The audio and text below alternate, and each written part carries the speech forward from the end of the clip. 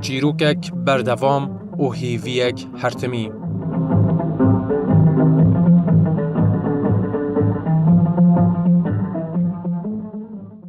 او دیمنه یادما کمارا کردستانه و ریبرکو تجی هیوی جبو پاشاروجا گلیوی ددلیوی دنه. دوی ریبندانه کشو هوایک سارو سهول بندان لهیوین مزن دوی روژه ده گرماهی دبخشه به همون ناوچین کردستانه. دوی روژه ده لچارچرایا مهاباته کمارا کردستانه لسر دست سر و کمار کردستانه پیشوا قاضی محمد و کمک سیاست مدار و روشنبیرین هر چار آلین کردستانه ده دامزراندن.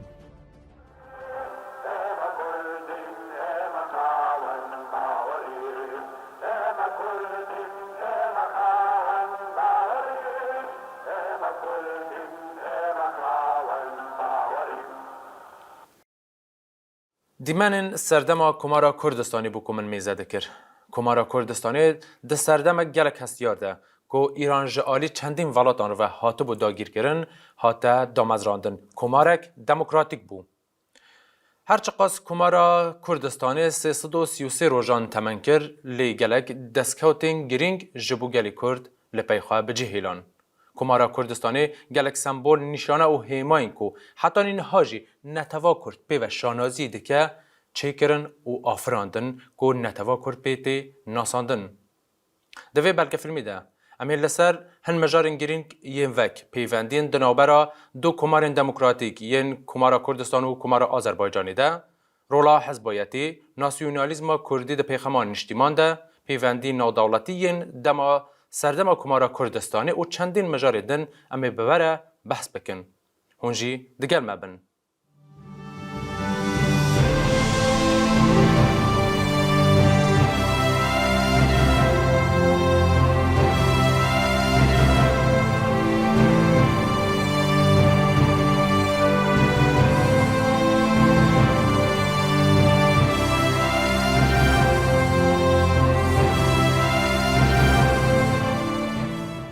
هر دوی دمه ده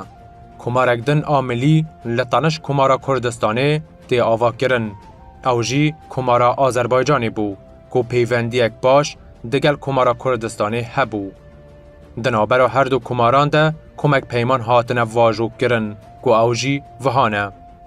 لآذربایجانه او جهین که رونشتین وی کردن کاری اداری و دولتی به کردان را هات اسپارتن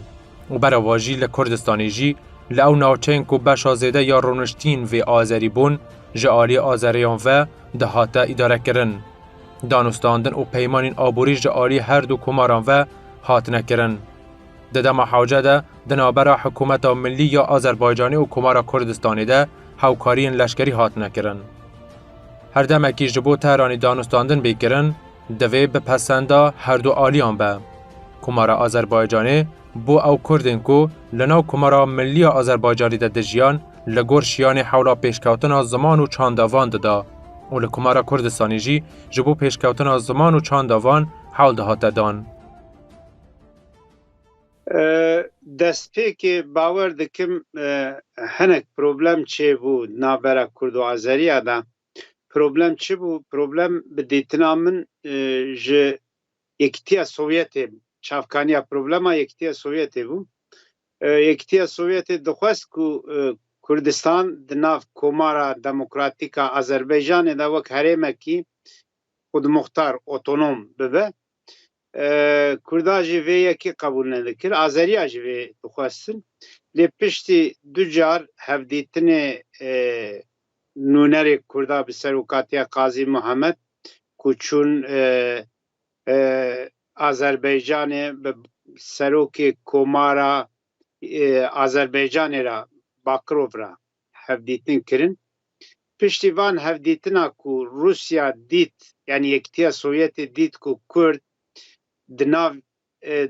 کمارا دموکراتیکا آذربایجان دا خود مختاری قبول ناکن روسیا مجبور ما قبول بکه که کرجی وکی کمارا دموکراتیکا آذربایجان کمارا دموکراتیکا کردستانی قبول کرن و دوی چارچوبه دا نابرا کرد و آذریه دا پیواجوه کی نو دست پی کرد. پیمانه کی دنابرا کردا و آذریه دا حتی درست کرن. اف پیمان باور دکم حتی روخاندنا هر دو کومارا جی هر دو آلی لسر وی پیمان ما داکو ده روشکی شرچه به پشگیری هف بکن. هر وها ده روشا آسایی دا آلی تجاری دا آلی فرهنگی کلتوری دا دانو سندنی وان هبن پشگیری هف بکن. لسر زمینه کی وها پیمانه کی نابرا کرد و آذریه دا چه بو؟ رهبری هر دو لاو به حکیمانه به اقلاکی هر پیش کردی به فکرکی دموکراتانه گل ها رونشتن مسائل لیک دان دجمن مشترک هل بجارتن داناندن دیاری کرن نقطه ضعف خو حینانه پیش قازان جو مصلحت من گل ها بحث کرن اصولا دبی ام هر دو لبارا خودشناسی نتویی لبارا مصلحتا نتوی یا هر دو نتوین برا نتوین کرد و ترکین آذری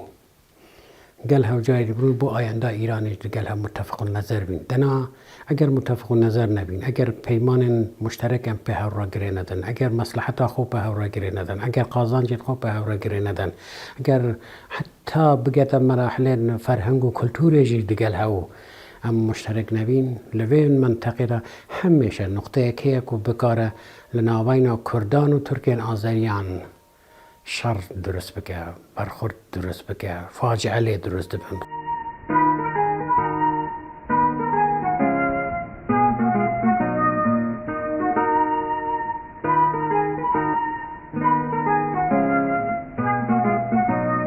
کردستان اجتماعی کرد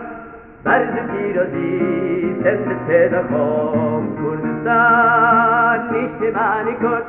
برز پیروزی سند پیدا کن پەیوەندەکانی بینی خودی کۆماری کوردستان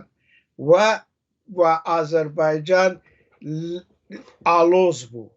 ئەوە بە دوو هۆکاران بوو. هۆکارێکی ئەوە بوو کە مشکلاتی تەسبیتی دەسەڵاتیان لەسەر ئورمیە و خۆی سەلماسە بوو. هەردووکیان ئیدعایان دەکرد کە خۆی و سەلماس و ئورمیە بەشێک لە سەرزەمین و قەڵەمڕۆی ئیوانە کە لەسەر وی تەوافق نەبوو. لەلایەکی دیکەشەوە مشکلاتی دیکە هەبوو ئەویش عیبارەت بوو لەوەی کە دەوڵەتی جەماهیری شوروی فشاری دێنا سەر جمهوری کوردستان بە تایبەتی قازی محەممەد و کابینەی کوردستان کە ببن بە بەشێک لە جمهوری ئازەربایجان و وەکو بەشێک لە جمهوری ئازەربایجان قازی محەممەد و هاوڕێیانی لە کابینەدا دەگەڵ ئەو مەسەلەی مخالف بوون. ئێستدلالی قازی محەممەدی ئەوە بوو کە گەرەمە بمانەوێت لە ژێر سەیتەرەی نەتەوەیەکی دیکە و لە ژێر سەیتەرەی دەوڵەتێکی دیکەدا بژین. هەر ئەلعانیش هەر دەگەڵ ئەو وەزعەمان دەگەڵ دەوڵەتی مەرکەزی تارانێ هەیە و پێویست نییە کە ئەمە بچین لە ژێر سەوتەی ئازەربایجانەوە. قازی محەممەد بە بڕۆی من دەرکێکی دروستی هەبوو لەوەی کە بۆ گەیشتن بە مەبەستەکانیان پێویستی بە هاوپەیوەندێکی باش لە بینی ئازەریەکان و کوردەکاندا کە ئەو دەم هەردووکیان داوای ئەویان دەکرد کە بەمافەنەتەوەی تێکانی خۆیان بگەن و دەیزانی کە ئەو پەیوەندیانە بە خازانجی کوردیش تەواو دەبێت چون دوونەتەوەی جیران بوون کە دەرحاڵ هەر چۆنێک بێ بەرامبەر تاران وەستا بوونەوە لەوەی کە بتوانن تاران مەجبور بە جوابگوۆیی بکەن. لەو ڕوانگەوە هەوڵ درا بوو ئەوەی کە پەیوەندێکی باش لەگەڵ ئازەریەکان دروست بکرێت و ئەم هەوڵانە بوو بەهۆی ئەوەی کە ئەو سەردانی هەیئەتی کوردەکانی لێکەوتەوە و بتایبەتی سەردانی پێشەوە قازی محەممەد بۆ تەورێز کە بۆ خۆی نقطە عەتفێک بوو لە دروستکردنی پەیوەندێکی دروست لە بینی کوردەکان و ئازەریەکاندا. خودی پیشەوە جعفەر پیشەوەری و پێشەوە قازی محەممەد هەوڵیاندا لەو کۆنتێکسەدا بە شێوازێک کار بکەن کە پێش هەر شێوازی تۆمڕەوی ناسیۆنالیستی بگرن ولو دۆخەدایە کە ئێمە دەبینین بەتایبەت دوو شاری گەورەمیان لە ڕومیە چۆن کۆماری کوردستان و حکوومەتی ئازەربایجان ئیدارە دەکەن بۆیەشە دەبێت پەیوەندی کورد و ئازەری پەیوەندێکی زۆر باش بوو و هیوادارم من لە داهاتوودا ئەو پەیوەندی و ئەزمونێ ڕەچاوکرێت لە پەیوەندی بینی ئازەری کوردە هەندەستکەوت و ئازادیên mezin ku bû gelê Kurdmane û hetanîn ha jî Kurd bi van destketan ve şanaziyê dike, azadiya civakî, çandî û çapemeniya dema Komara Kurdistanê bû ku rêbaza van hetanîn ha jî berdewam e. Ger mirov îşareyekî bi azadiya ciwatgehê di Rojhilata Navîn de bike, îmkan nîne ku Komara Kurdistanê mînaka vê nebe. Yeksaniya jinan û mêran, azadiya derberînê, azadiya danûstandin di navbera bazirganan de û gelek mînakê dinê. Di varê çapemeniyê de jî, Komara Kurdistanê di astek bilind de pêşkewtin bixwedît û çendîn kuvar û rojname hatine damezrandin û gotar û helbest û çîrokên cor bi cor têde dihatine belavkirin. An jî di varê çandî de, zimanê Kurdî di astek bilind de hate parastin û bû zimanê resmî yê danûstandina Komarê. An jî mirov dikare behsa şanûyên ku di çendîn bajarên Kurdistanê de berêveçûn bike, cilûberg û dehan mînakên dinê yên parastina çanda Kurdî ku Komara Kurdistanê girîngiyek zêde pê dida. بە باوەڕی من ئازادی باش بوو لەو بابەتەیەوە لەبەرەوەی کە حکوومەتی کوردستانê بەرعکسی یعنی حکوومەتی ئازەربایجانê بەو شێوەی ئەو یعنی جورە یعنی دۆگماتیزمی ئیدئۆلۆژیکی بەو شێوەی نەبوو خطوتی ئیدۆلۆژەکەی زۆر بەرفرەوان بوو و حتا ئەمەوەی دەبینین کە مەسەلەن لەگە تەمەشای ئەو ژمارانەی ڕۆژنامەی کوردستان کە ماوەتەوە ئەمە لەوێدا خەتێکی ئیدۆلۆژیکی تایبەتی بەو شێوەی نابینین خەتێک هەیە کە خەتێکی بە ئیستیلاح معتەدلی ناسیۆنالیستی کوردیە وەلی ئەوە یعنی سەیتەرە ناخاتە سەر کولی فەزای سیاسی و ئیدۆلۆژیک مەسەلەن ئەمە دەبینین کە دە ژمارەکانی کوردستاندا مەقالە هەیە کە دە تاریفی ستالینی دایە دە تاریفی جمهوری سۆڤێت دایە و دەوڵەتی سۆڤێت دایە و لەلایەکی دیکەشەوە دەبینین مەقالە هەیە لەسەر لیبرالیزم و لەسەر ژان ژاک روسۆ و نازانم لەسەر ئازادی بەیان و ئەو جورە مەسایلە جا بۆیە چون خەتێکی ئاوا زەقی ئیدئۆلۆژیک دە حکوومەتی کوردستانێدا نەبوو و فەزای سیاسی پانتایی گشتی بە نیسبەتی ئازەربایجانیە زۆر ئاوەڵەتر بوو و لەوێدا یعنی ئیمکانی وەی هەبوو بۆ زۆر کەسان ئەوانەی کە دایانتوانی بنووسن یعنی ئەوانەی کە دایانتوانی هەستی خۆیان بنووسین یا بە قسەکردن دەرببرن دەوێدا یعنی ئەو ئیمکانە هەبوو لەبارە ڕاگەاندنی پێشکەوتنێن گەلم مەزن بەکاربرنا ئەو هەموو ڕۆژنامە و گۆڤار و حتا بەرنامە رادیۆ پێکینانە NGO'n لاوان و ژنان ئەوانە نمونەن و حتا نەهاژی لەگەل بە پاش نێزیک بە 8 ساڵان نە لە سیستمە پاشایەتیەدا و نە لە سیستمە جمهوری ئەسلامیدا ئەبێت کوون 11 مانگان لە کوردستانێدا هاتنکردن مقابل لە ئیرانێدا حتا نەهاژی گەلدا بە نەبووە ئازادیین سیاسی بە تەواوی هەبوو و بەرە خبدەیت لەوەی حکومەتە و هەموو جیەکێ حتا لە کوردستان سیستما عشیرەیی گوندنشینی سادی 80% عشیرەیی نێزیک بە سادی 80% جەمیەتاوی کوشتن دزی تاڵان بڕۆ ڕێگری قانون پێشێلکردن ئەوانە هەموو تەش لە تقریبان دەکاری بێژی لە سیستما کۆمارە ئیسلامیدا سفر بووە لەوەی 11 تنێ یەک کەس وەکی دەبێژن هاتیە کوشتن ئەوژی لەسەر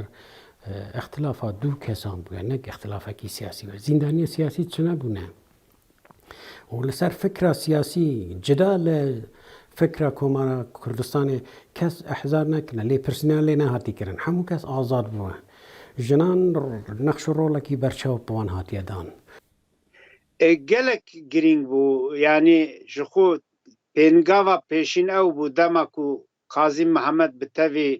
şanda xwe heyeta xwe çûbûn Azerbaycan'ı ve deri çapkhane ki makineyin malzeme u keresne çapkhane ki anin ku ev çapkhane davi çapkhane Kurdistan'ı nave çapkhane Kurdistan'ı girt çapkhane Kurdistan'ı role ki gelek Greengrace da ali rojnamevani da ali çapkirina kitabi dersa da ali çapkirina اوراق فرمی کمار کردستان دا تشت پر گرینگ به چاپخانه کردستان چه بون پیشوا قاضی محمد سر کمار کردستان دا بجه کم اما دموکراسی کی وها آوا بکن کو ده دنیای دا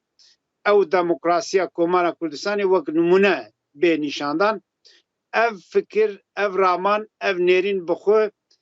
تشت پر گرینگر گورا روشا سوسیولوژیک و کوملایتی و سیاسی و دمه ایرانی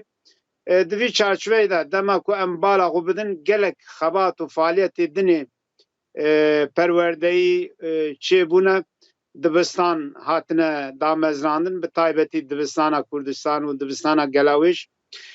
هر وها جبو بریا کو دبستان به دامزراندن جی فعالیت و بریارا پیشیا کمارا کردستان او بکو زمان کردی وک زمان فرمی بیراگاندن اف چالاکی و نویساندن گش به زمان کردی بو هر وها قاضی محمد او کمارا کردستان پر گرینگی دایا خوندنا جنو کچا جبو جنا دبستان تایبت هاتنه چه بکرن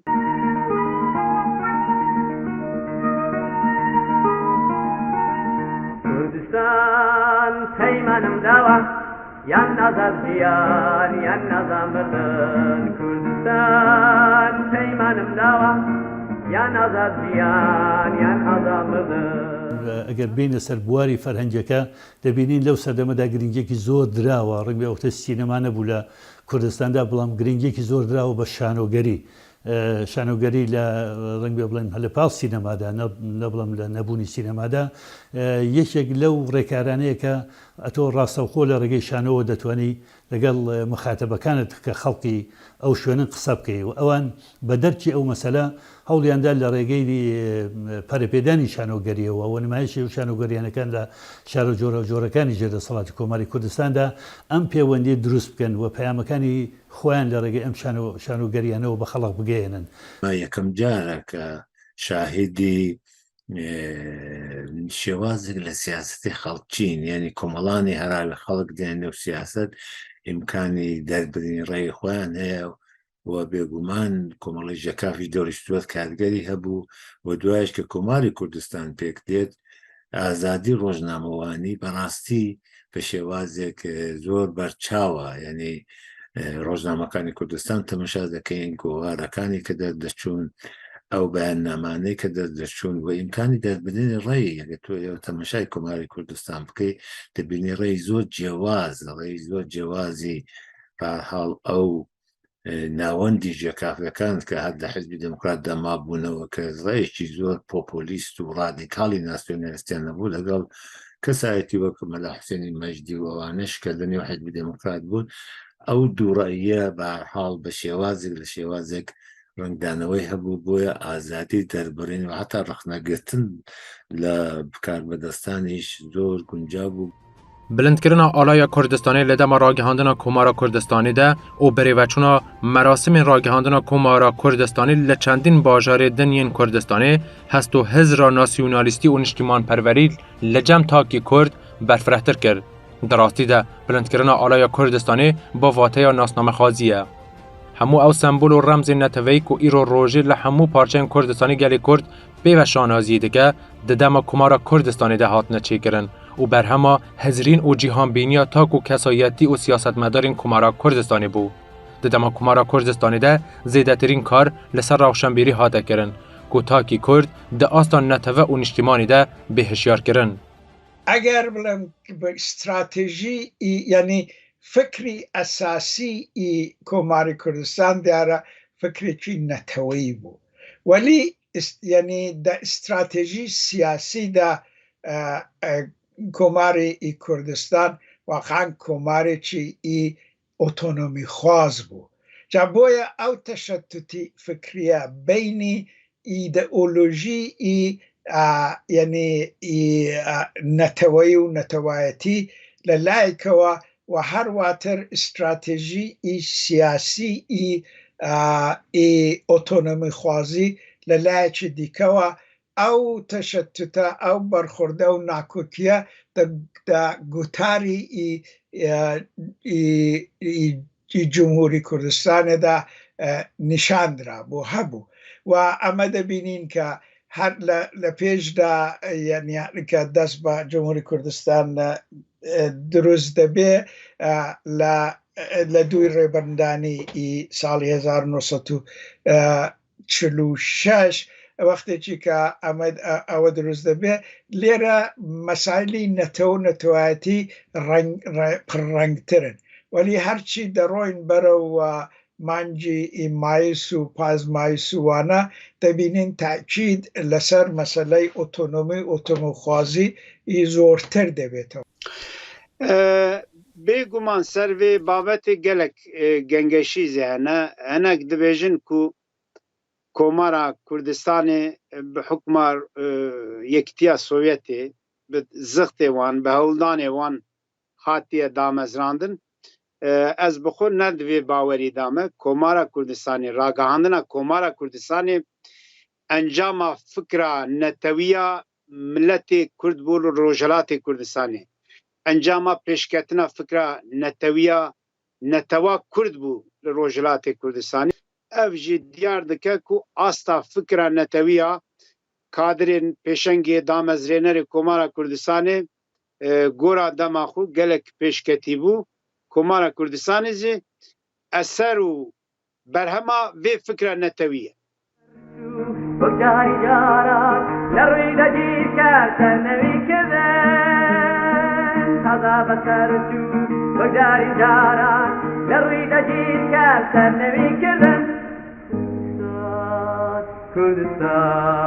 ئەوەی ڕاست بێ ئەوەی کە پیاو دەخوێنێتەوە دەبینێ و مطالعە دەکات چاو لێ دەکات مقایسە دەکات گەل ئێستا و دەگەل زۆر زەمانەکانی دیکە لە بە قەولێ بێژن دیرۆکە بزوتنەوە کورددا لە کۆمارە کوردستانê تقریبان شتەکە هاتن فۆرمۆلیتەکردن بە ڕەسمیەت دانێدا نویسین ئینانە سەر کاغەزێ و بڕیاردان بڕیار جیبەجی کردن فەرهەنگە خودشناسیە نەتەوەیی خۆناسیە نەتەوەیی باریناندن خواندن بە زمانی کوردی پەروەردە پێکردن یەکەم کەلیما فێرە کوردی کردن و خۆ بناسن نەتەوە کورد چیە جۆغرافیاوە چییە چ تشت لایەقیویە ئەوە هەموو وەک پەروەردە لە کلاسên دەرسیدا بە زارۆکان دەهات داناندن اختیار دا ژنان ژن هاتە سەر شاشێ ژن هاتە مەیدانێ ژن هاتە چارسوێدا هاتە خیابانێدا گوت مافی خۆ خواست ئازادیە نەتەوەییە خۆت خواست خۆدا ناساندن یعنی ئەوانە هەموو مەسەلایەکن لە بارە نەتەوەییە ئەوەی کوردبێژنی ئەستراتیژیە نەتەوەییدا تێدا پێکیناندنەوە بوو پێکینانە دەوڵەتە کوردی لەژێر کاریزماییە پێشەوایە نەمێت و لەژێر ڕەهبەریە حیزبا دموکرات کارین هەم دەوڵەت پێکبینن هەم سپاها ملی پێکبینن هەم خواندن باریناندن پەروەردە بە زمانی کوردی ببە هەم ئاڵا خۆ دابنێن سرودا ملی دابنێن سوزانم ڕاگەهاندنێن کوردی دابنێن ئەوانە ئیدی پاش فێندی ئەوە وەکی چۆن تو بناغەیەکت دانەی وەکی قەڵایەکی 100 ساڵە 200 ساڵە دگەلەوە گەلە جارە دگەل باو بارانان دگەل تۆفانان دگەل ڕەوەندا مێژوێدا هەموو دیوارێتە تێنە هەرفاندن لێ بناغەکە هەروەک خۆیە شتێکە زۆر گرینگە وێژمان کە مەبەستم گوتاریە دیسکۆرسی کۆمەڵێژیەکە بۆ یەکەم جارە ئێمە وێژمانێکی ناسیۆنالیستی ڕادیکاڵ لە گۆوای نیشتمانی کۆمەڵێژیەکەدا دەبینین کە گەڵاوە دەکرێت و مەسەلەی یەکگرتووی کورد وەک نەتەوەیەک و مەسەلەی چەمچی نیشتمان بەڕاستی چەمچی نیشتمان کە چۆن بە هەڵەوان گەڵاڵی دەکەن و چۆن بە هەڵ خەریکن ڕکلامی بۆ دەکەن و وردەوەدا ئەو فکرە دەبنە نێو کۆمەڵانی خەڵک خودی نێوی کۆمەڵی ژێکاویش هەر بۆ کۆمەڵی ژیانەوەی کورد ینی بە واتایەک ڕووناکبیرانی کۆمەڵی ژێکاو هەوڵیان ئەوە بوو کە بیری نەتەوایەتی لە کوردستان کە بەتایبەت لە دوای ئەزمونونەکانی باکوور و باشوور کە کورد سەرکەوتوو نەبوو و تا حدێک تووشی نامۆیی بوو بەرامبەر بە بیری نەتەوایەتی ئەوە زیندووکەنەوە و لەو ڕەوتەدایە کە وێژمانێک دێنە گۆرەکە لەگەڵ وێژمانەکانی پێش خۆیان زۆر جیاواز بوون و بۆ نمونە ژێکافەکان ئاڵای کوردستان دووبارە زیندوو دەکەنەوە کە لە باکوورێ بوو دەکەنە ئاڵای خۆیان و لە هەمان کاتدا سرودی نەتەوایەتی ڕقیب دۆست دەکەن شاعرەکەی لە باشوورە من بۆ خۆمە و تێڕوانی نێم هەبوو باسیشم کردو پێشتر پێم وایە شێری باشتر لە ڕقیبیشە بوو بەڵام نەوەیەک وشیاری و ئاگایی لە سیاسەتی ژێکافەکاندا بوو کە بە پێی سیاسەتی یەکگرتوونەتەوەی کورد بتوانن ئاڵاکە لە باکوور بێنن و سرودی نیشتمانە یا شێری سرودی نیشتمانەکەشیان لە باشوورێ نابوو بۆیە ئەوی گرتووە نیشان بدەن ڕوانگەوەدا بەڕێی من کۆمەڵی ژێکاف نقطەبار چارخانێکە لە ناسیۆنالیزمی کورد و لە گەڵاڵکردنی ناسیۆنالیزمی کورد و ئێستش کە ئێستەیە دەبێت زۆر قسەی لەسەر بکردێت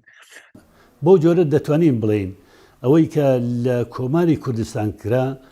پشتیوانەیەکی فکری ناسیۆنالیستی هەبوو هەر بۆیە هەوڵدرا بۆ ئەوەی کە ئەم بیرە ناسیۆنالیستیە لەواقعدا پەرەی پێ بدرێت بۆ بگوازرێتەوە بۆ نێو خەڵکیش ئەمە ئێستاش کە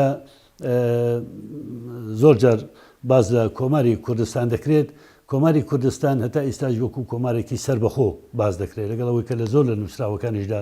بازەوە دەکرێت کە کۆمارێکی خودمختار بوو و بیریان لە خودمختاری و لە چوارچەوەی ئێراندا کردەوە بەڵام ڕاستەکەی شێوازی بیرکردنەوەی ئەوانەی کە لە کۆماری کوردستاندا هەوڵیانداوە بۆی پەرە بە بیری ناسیۆنالیستی بدەن دەرخەری ئەو ڕاستەیە کە ئەمان ویستویانە دەسەڵاتێکی ناسیۆنالیستی خۆیان هەبێت دەسەڵاتی سەر بە خۆیان هەبێت و بیری نەتەوەی لە ڕاستیدا بناخەی بیرکردنەوەی دامەزرانی کۆماری کوردستان بووە. تاوگەرە ڕازگاری خازیە نەتەوا کورد دەدەما خەباتە کوردایەتیدا هەرتمی گەریدای بە تاک ئانژی ڕێبەرێکی بووە و بەگرتن ئانژی شەهید بوونا وی ڕێبەرێ ئەو تاوگەرەژی تێدەچوویە. لێگەر ئەم 77 ساڵان بە پاش و بزاورن ئەم دەبینن پێش فێک و کۆمارە کوردستانی بێ ئاواکردن حەزبا دموکراتە کوردستانی لەسەر بنگەها ناسیۆنالیستی و بنگەهێک خواهیم تێ ئاواکردن و نیزی چەند مەهان دەگەهەل لوتکەیە دەسەڵاتە سیاسیک و گاری دە دوی ڕێبەندانە 1324 کۆمارە کوردستانی ئاوا بکە. هەردا مەزرینەرین حەزبی بوون و دە دەسەڵاتداریە کۆمارە کوردستانیدا ڕۆڵە گرنگ هەبوون.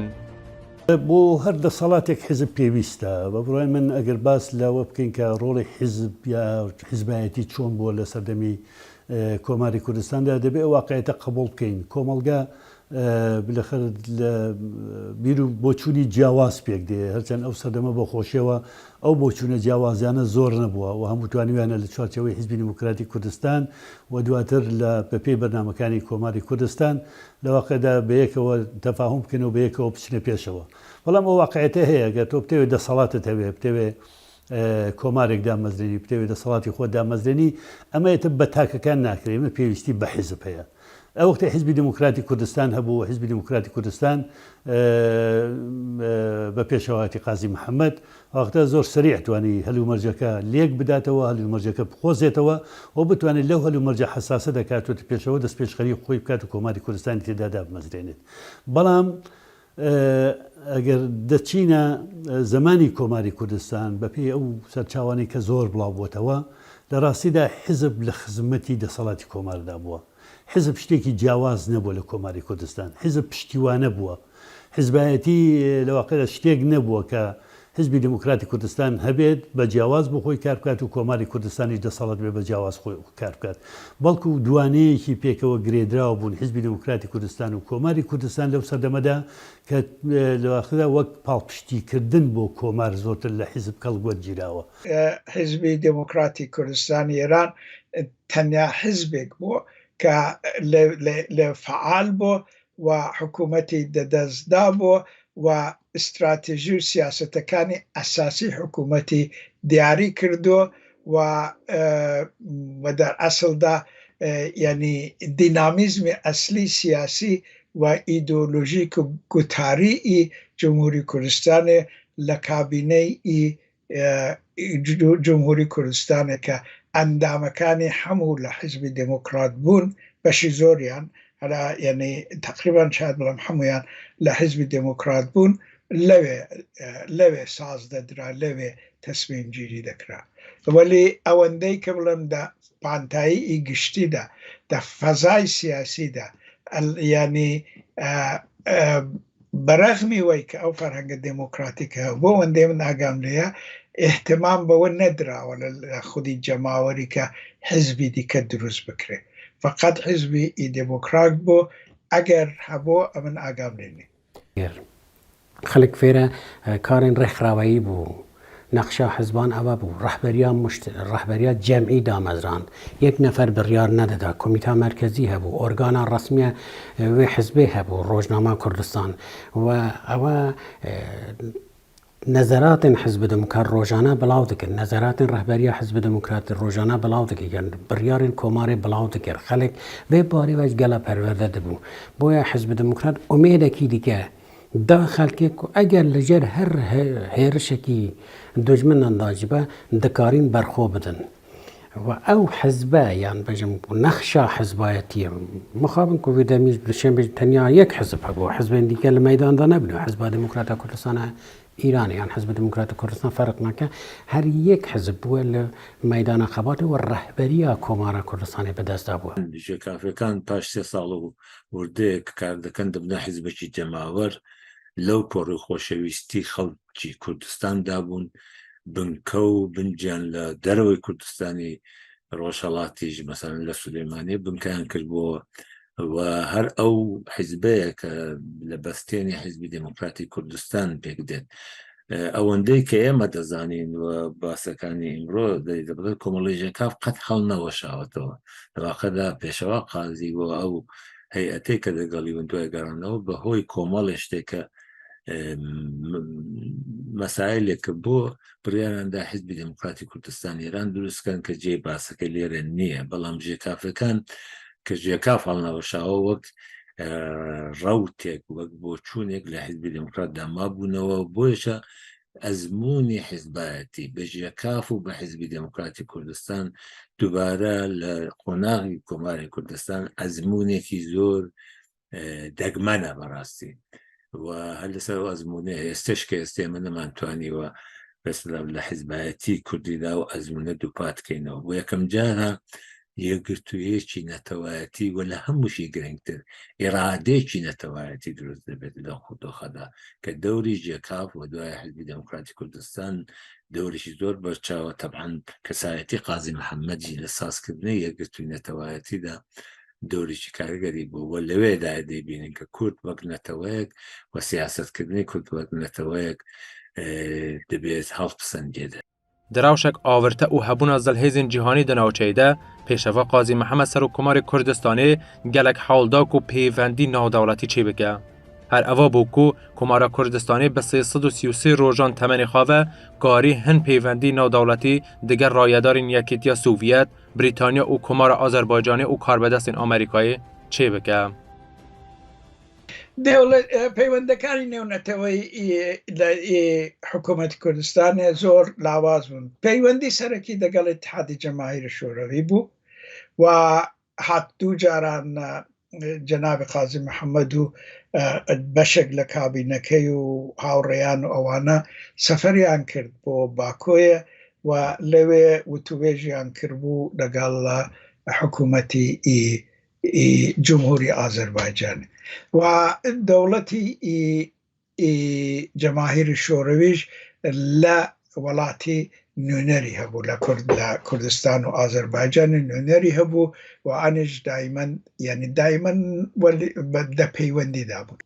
ئەمما چەندین جاران وەختی قازی محەممەد بۆ حکوومەتی کوردستان لەسار بوو چەندین جاران سعیان کرد دەگەڵ سفارەتی ئینگلیس دەگەڵ کۆنسولگەرەکانی ئینگلیسی لە کرماشان و تەورێز وانە پەیوەندی بگرن دەگەڵ ئەمریکایان پەیوەندی بگرن وەلی ئینگلیسیان و ئەمریکایان هێندە یعنی ڕووی خۆشیان نیشان نەدا و استقبالیان لەوەی نەکرد و دیارە لە تەرەفی لە سایشان دەکرد کە دەگەڵ ئەو دەمی حکوومەتی عێراقێ کە لەژێر سەیتەرەی ئینگلیسیدا بوو و لەگەڵ وانش پەیوەندیان هەبێ وەلی مەسلەی بوونی مەلا مستەفای بارزانی و بارزانەکان لە ئێرانێ کە دەوڵەتی عێراقی ئەوانەی دەویستەوە و ئینگلیسیان نەزەرێکی خۆشیان نەبوو نسبەت بە بوونی بارزانی لە ڕۆژهەڵاتی ئەوەش مشکلەیەکی ئەساسی بوو لەبەرەوەی کە بتوانن پەیوەندی لەگەڵ عێراقی دەوڵەت حکوومەتی عێراقی بگرن وەکی کۆمار دەگەل تنی دەوڵەتە ئازەربایجانێ ئەواکۆ لە تەورێز هاتیە دامەزراندن لە ناوخۆی ئیرانێ بێژن یان دوو دەوڵەتن جینارێک هەودوو کارینە پەیوەندیەکی گەڵک باش گەلیەک و گرێ بدن و کارین نەهێلن ببنە شەڕێ دوو نەتەوان لێ منتەقێدا هیچ خوینێک نەڕژە کارین پێکوە قەراردادێکی ئەستراتیژیک گرێ بدن ڕۆژانە دگەلیەک و هاونەزەر دەگرن هەیئەتێن هەودوو دەهاتن دەچوون لە سەحتە ئیرانێ دگەل ئەو ئەحزابێن کو وی سەردەمی هەبوونە پەیوەندیان وانە سیاسی هەر هەبووە و حتا دگەل لە ڕژیمە پاشایەتیش سەحیا کۆمارێ ئەوە بووە و بکارە دگەل ڕژیمە تەهرانێ دیپلۆماسیە بگەینتە ئاستێکێک و هەودوو قبول بکەن و بکارن پێکوە وەکی جیران وەکی هاوکار گەلک و کار بکەن لە سەحتە جیهانیداش تنێ دگەل یەکەتیە سۆڤیەتەوی وەختی هەیئەتێن کۆمارە کوردستانێ بە سەرکرددادیا پێشەوە نەمر هات و چۆ کردیە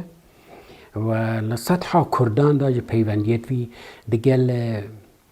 هەموو ئەحزابێن کوردیان هەموو شۆڕژگەرێن کوردی لە هەر چوار پارچەین کوردستانێ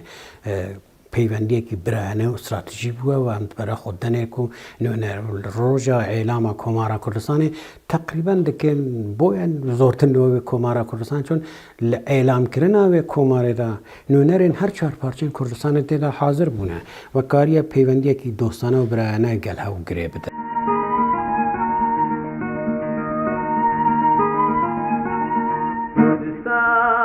بردم بعدینن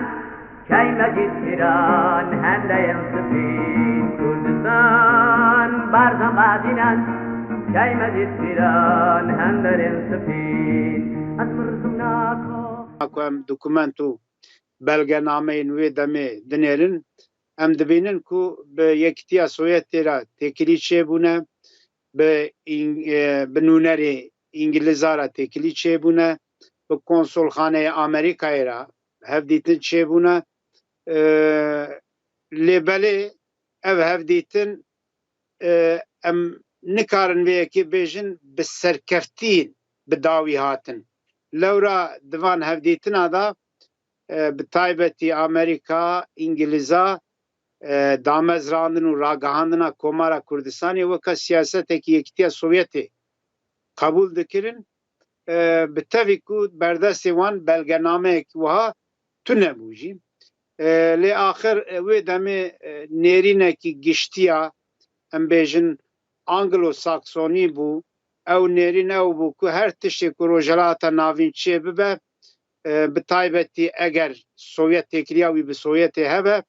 evana ev bûyerên siyasiyê ku diqewimîn weka bi piştgiriya Sovyetê weka siyasetekî belavbûna rejîma Sovyetê dinirxandin. بوو لە نێو وەک بازەکرێت لە بەری سۆڤیەتدا کە پەرەی گرتبوو دنیای سەرمایهداری لێ ترسا لە بەری دنیای سەرمایهداری کە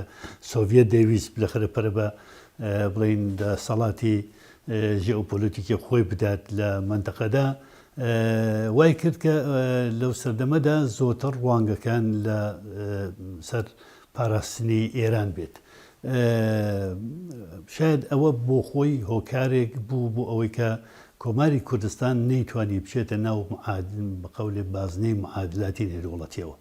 بەڵام لەگەڵ ئەوەش هەموو هەوڵەکانی پێشەوە قازی محەممەد وەک سەر و کۆماری کوردستان ئەو بوو کە بتوانێت پەیوەندی بە هەموو لایەکەوە بگرێت ئەو پەیوەندی بە ڕووسەکانەوە هەبوو کە پێشتر سەردانی باکۆی کردبوو و دواتر ئەو پەیوەندیانە و پەیوەندی بە ئینگلیزیەکانەوە هەبوو لە ڕێگەی نوێنەرە ئینگلیز لەڕێی کونسولەکانیەوە پەیوەندی بە کنسولی ئەمریکاوە هەبوو لە تەورێز.